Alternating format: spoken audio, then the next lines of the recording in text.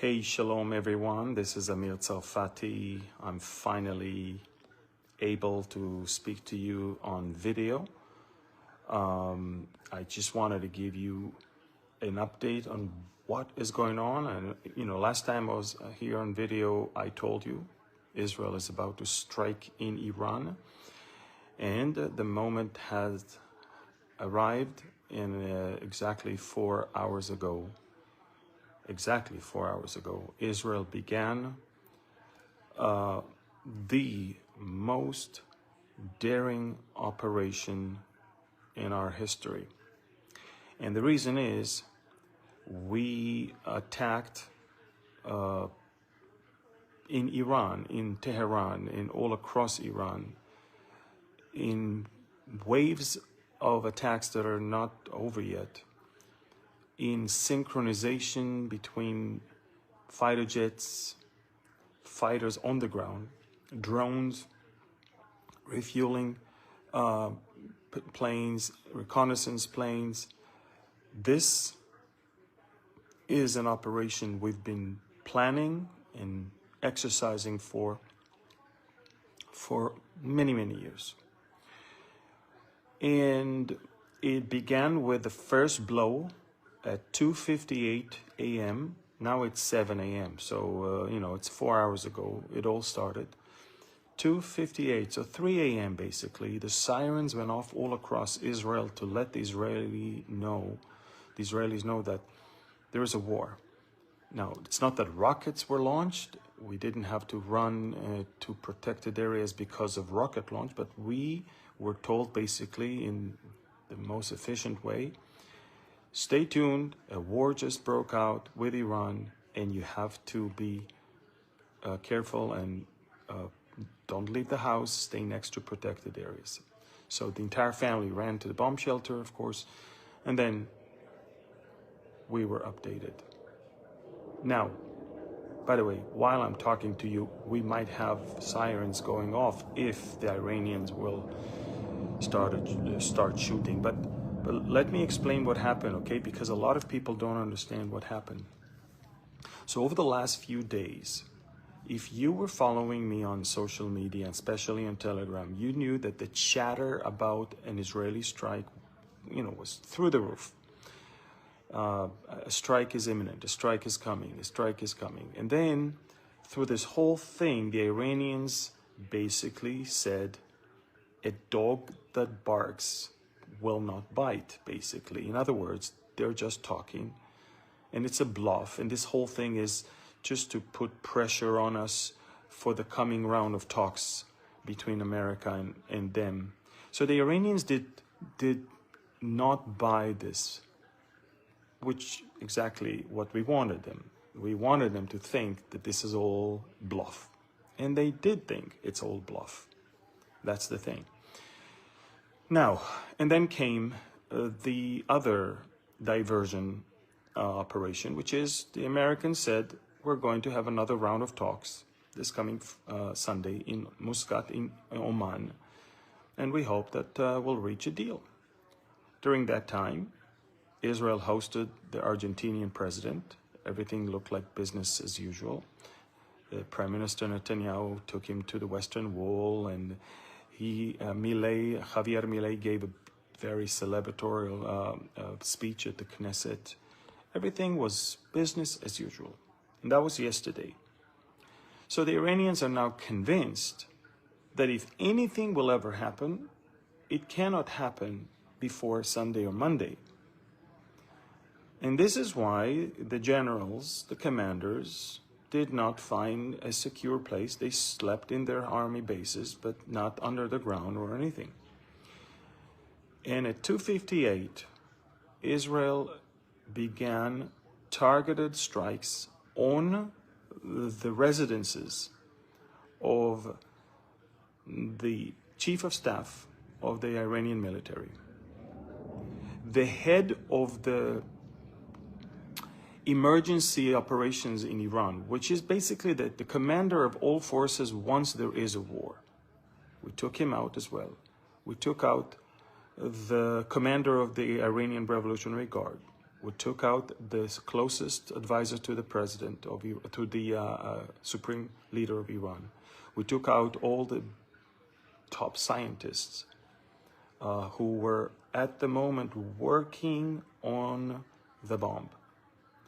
And when Israel surprised them in their beds and they're gone, Israel began massive wave of strikes on 3 different types of targets. One, we are talking about the nuclear facilities in Natanz, in Fordo, in Qom, Isfahan. And the other one was ballistic missiles area, like in Kermanshah and in other places, Tabriz also. And we're also hitting some critical infrastructures as well. We already finished 4 waves of strikes, and now we're engaged in getting the 5th one. Israel declared that this is a special operation. We used the code name Am Kelavi, a people like a young lion.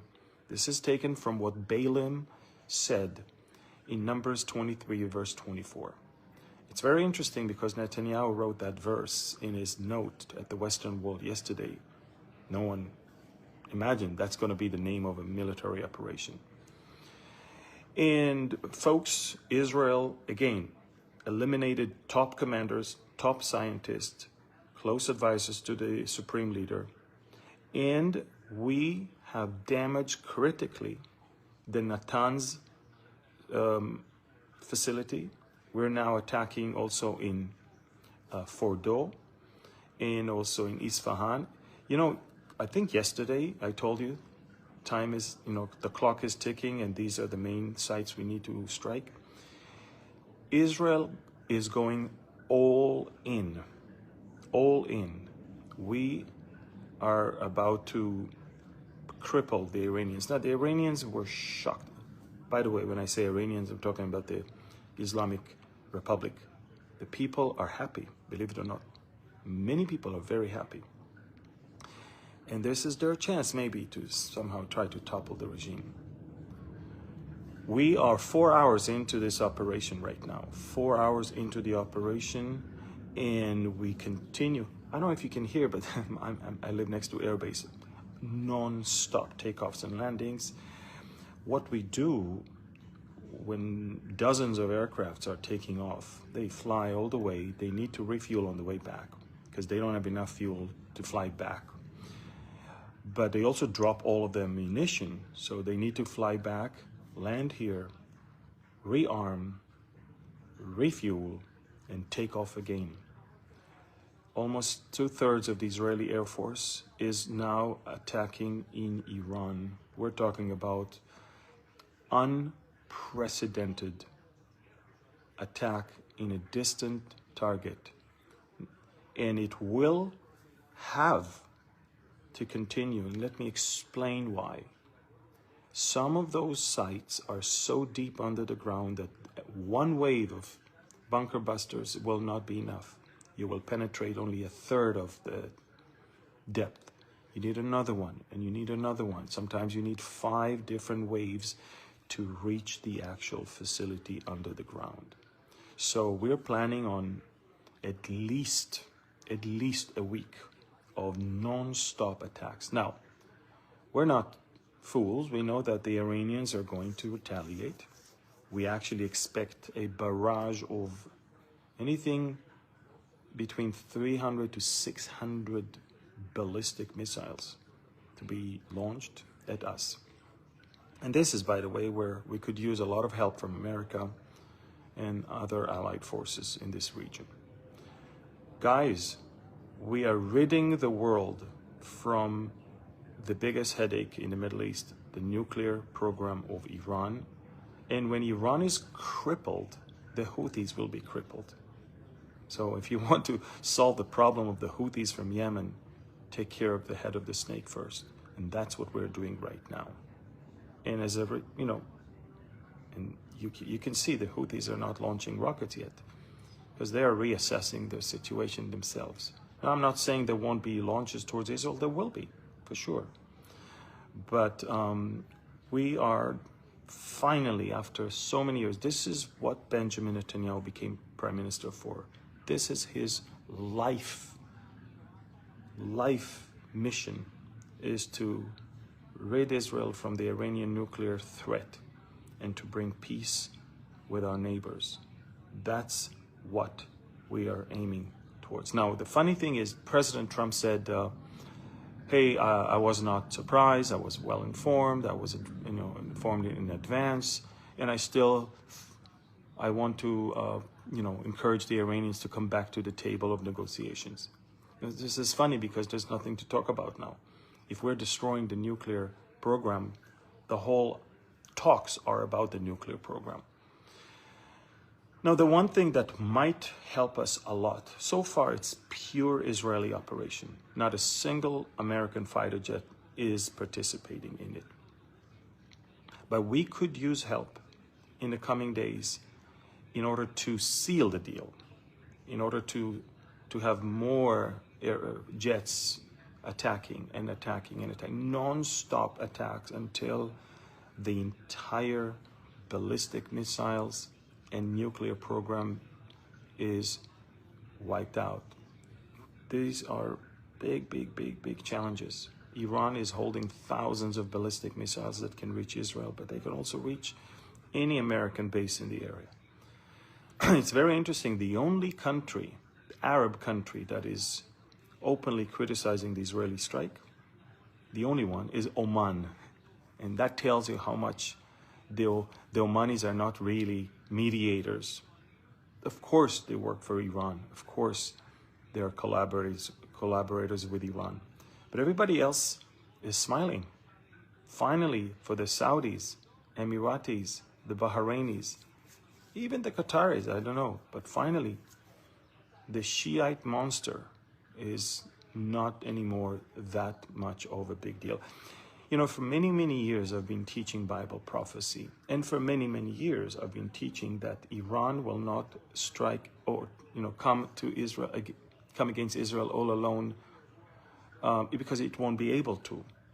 It might retaliate now, but Iran will have to wait until there is a bigger coalition led by Russia with Turkey, and that's the Ezekiel war, and that's when Persia will join and try to avenge what we see right now.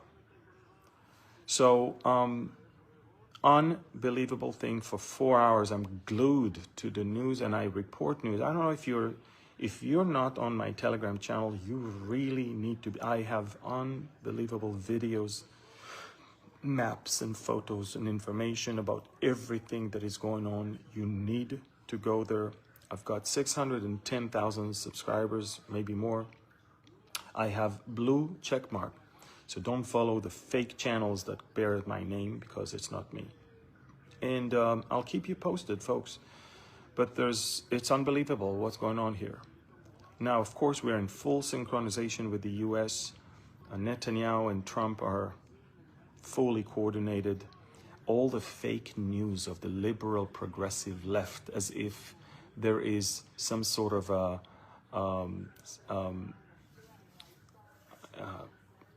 some tension between the two leaders and they're not synchronized, they don't see things the same way. This was all, it's fake. Not only it was fake news, but the Iranians themselves bought that crap. And then it worked for us because we needed to put them to sleep. And they were asleep at 3 a.m. when we strike. So guys, go to my Telegram channel. I'm going to finish this right now because I have to go back to Telegram, keep posting more and more things. On my Telegram, you can see who are the people that we have eliminated. Quite a lot, quite important people. And we're not done yet. Waves of strikes continue in Tehran, in Kermanshah, in Tabriz, in Isfahan, in Qom, in Iraq, where the heavy water reactor is, and of course in Natanz. Unbelievable things. go to my Telegram channel, subscribe, follow. It's free and it's super informative. Until then, pray for Israel. Thank you, and God bless you.